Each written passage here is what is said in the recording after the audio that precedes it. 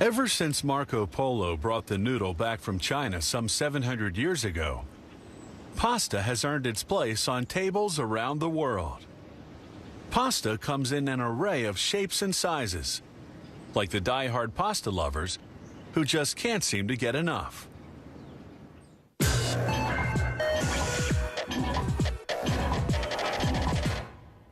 Pasta is actually Chinese in origin. When Marco Polo returned to Venice in 1295, after spending 24 years in the Far East, he brought back with him Chinese pasta noodles.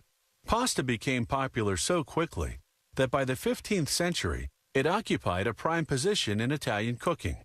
In this same era, commercial production began in Naples. Italians today favor macaronis and raviolis with garlic and cheese.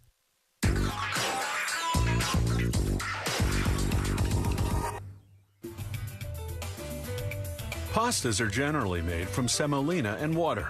These silos contain more than 33 tons of semolina, derived from durum wheat. The semolina heads toward the high-speed premixer, where it will be vigorously mixed with water for 5 to 10 seconds. This machine can treat between 1 and 2 tons of semolina per hour. The dough is extracted from the premixer and falls into a first blade mixer open to the air. Then the dough goes into this vacuum blade mixer. The mix is now ready to go through the brass molds. Here's a spaghetti mold and a mold for Mafalda, very narrow lasagna. Here are molds used to make lined shells and stars for soups, as well as creste de gallo.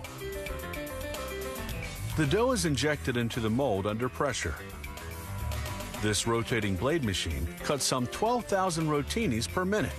That's 720,000 per hour.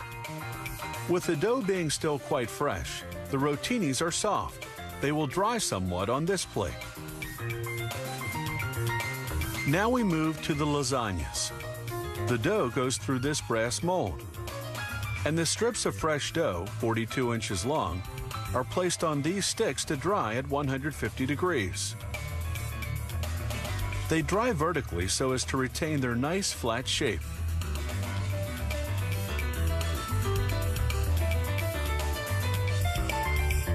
After drying for 15 hours, the strips are then cut in 4, thus making 4 strips measuring about 10 inches each.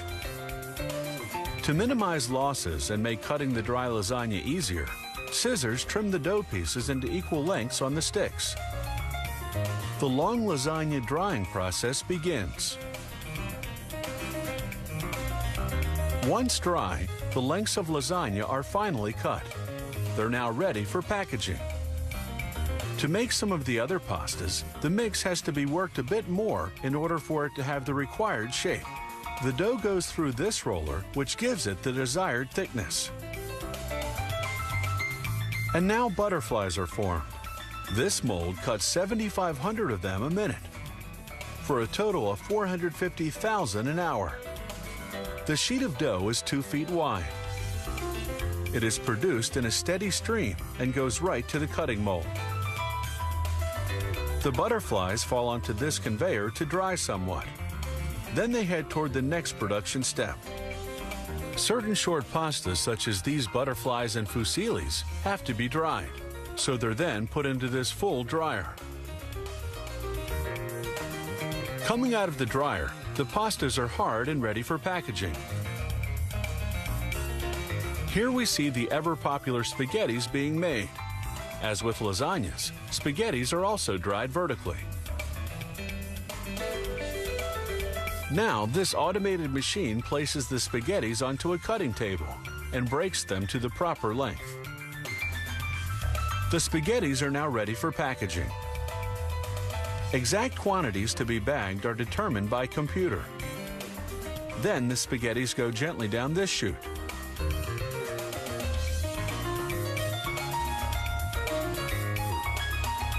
The amount of spaghetti going into each bag is transported and emptied out by this moving container.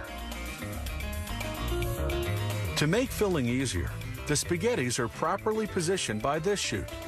In just 1 minute, This machine can package 10 8.8-pound bags. Whenever needed, it can handle up to 60 bags a minute. Pastas are a favorite meal the world over. This plant makes over 100 different products, and every day uses between 60 and 360 tons, or between 2 and 12 truckloads of semolina, made from hard wheat.